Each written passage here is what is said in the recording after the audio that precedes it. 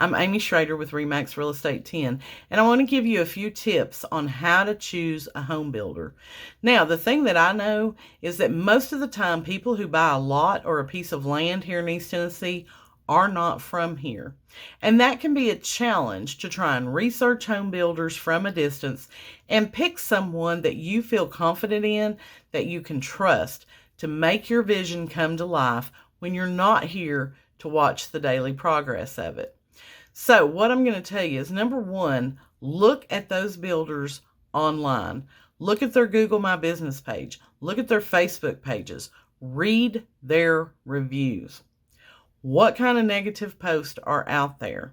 Now, we all know that most people are going to say something negative before they'll say something positive, but we are living in a digital world where more and more people are asking for reviews.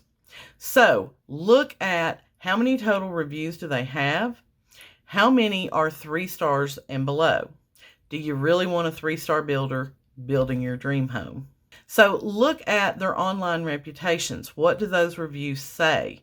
What are the negative comments? Now, there's truth in the fact that you can't please everyone. So if somebody is just nitpicky, or there was a difference of opinion, sometimes there's just going to be things that people are negative about and they just want a voice to be heard. But some people are going to have legitimate complaints. So look at those. Make your decision based on some online reviews.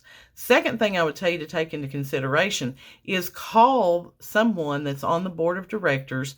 If you're buying into an HOA subdivision, call the people on the board of directors and ask them, who is building in your subdivision right now?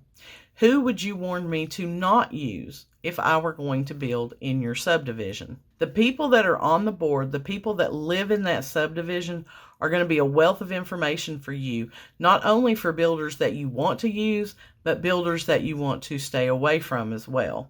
I know that one problem we've had in a couple of different subdivisions here on Cherokee Lake are some of the builders want to cut corners. They don't want to do, the soil erosion control that they're supposed to do. They want to take too long to build a house. So the subdivision that you're building in is going to know who are the builders to avoid, as well as who are the builders that you want to use. The third thing I would tell you to do is talk to the agent that you use to buy that piece of land or that lot.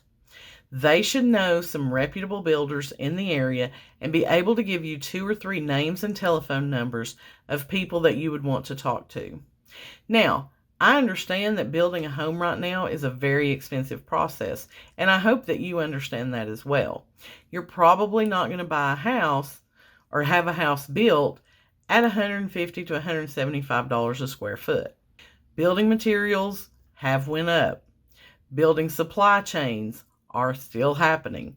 So make sure that you have a realistic budget before you call, because I can tell you that's usually the biggest complaint that I hear is, well, they just wanted way too much money. I couldn't afford to use them.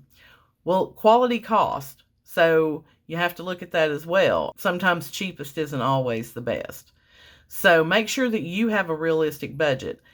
Stick to your budget. It's real easy to make changes along the way when you're building a house and you're like, oh, well, it's just $5,000 for these other cabinets. Sure, that'll be fine.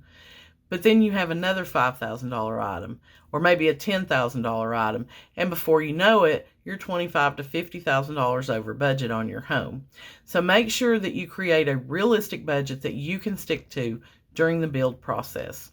If you need recommendations for a builder here in East Tennessee, feel free to reach out. I'm Amy Schrader with RE/MAX Real Estate 10 in Morristown, Tennessee, 423-748-8811.